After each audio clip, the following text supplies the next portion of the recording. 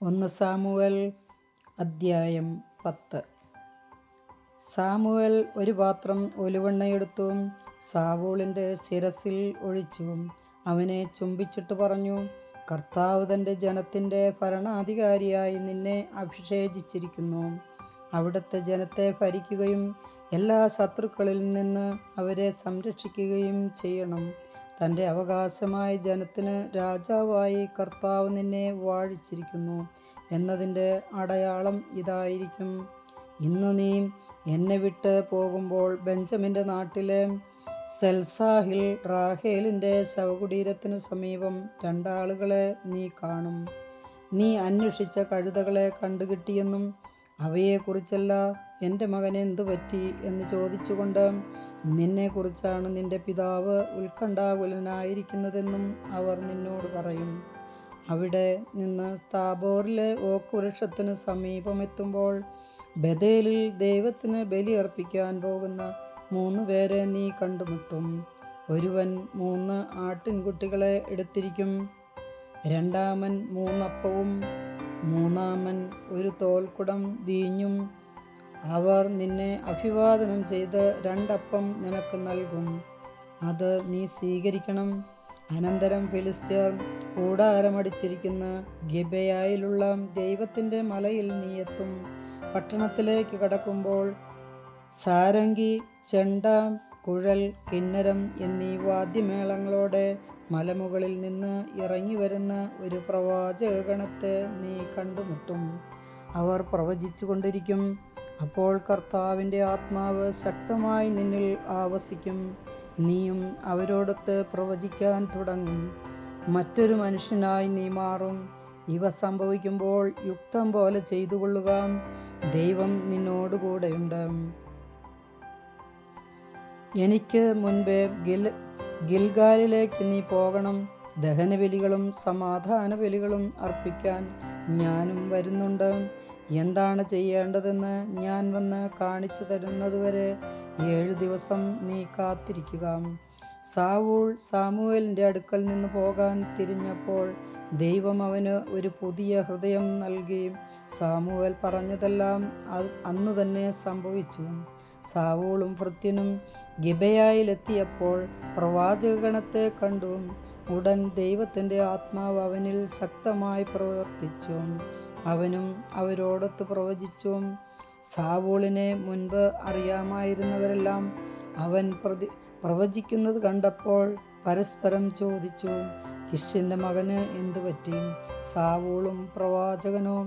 അവിടത്തുകാരിൽ ഒരാൾ ചോദിച്ചു, അവരുടെ പിതാവ് ആരാണ്? അങ്ങനെ സാവൂളും ഒരു പ്രവാചകനോ എന്നത് ഒരു പഴഞ്ചൊല്ലായി തീർന്നു. പ്രവചനം കഴിഞ്ഞ് അവൻ മലമുകളിലെത്തി. സാവൂളിൻ്റെ പിതൃ സഹോദരൻ അവനോടും ഭൃത്യനോടും ചോദിച്ചു, നിങ്ങൾ എവിടെ പോയിരിക്കുകയായിരുന്നു? കഴുതകളെ തിരക്കി പോയതായിരുന്നു.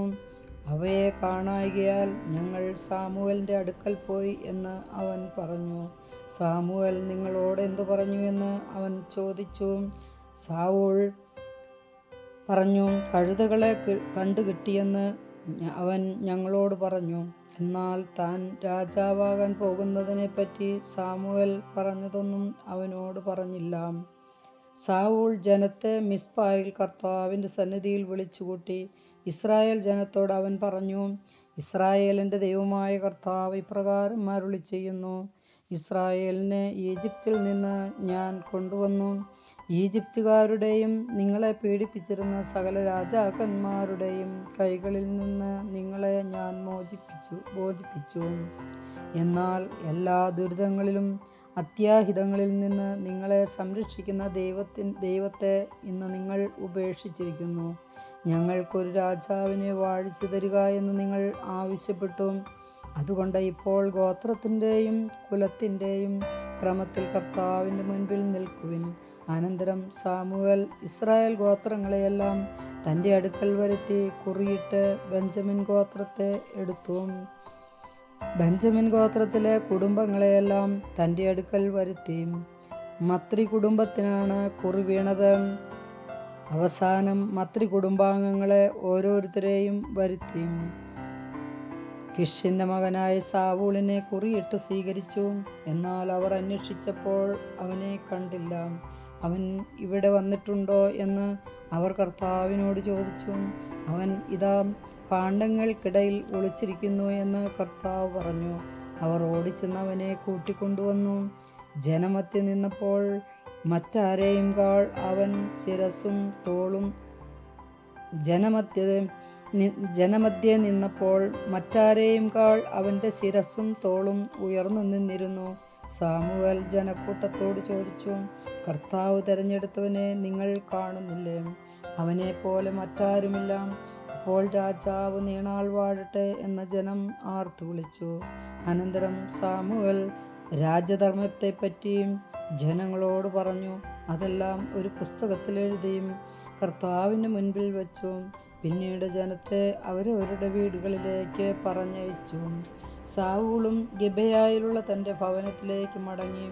ദൈവത്താൽ പ്രചോദിതരായ ഏതാനും യുദ്ധവീരന്മാരും അവനെ അനുഗമിച്ചു. എന്നാൽ ചില കുബുദ്ധികൾ ചോദിച്ചു, നമ്മെ രക്ഷിക്കാൻ ഇവന് സാധിക്കുമോ? അവർ അവനെ അധിക്ഷേപിച്ചു. കാഴ്ചയൊന്നും അവർ കൊടുത്തുമില്ല. അവൻ അത് ഗൗനിച്ചില്ല. കർത്താവിൻ്റെ വചനം.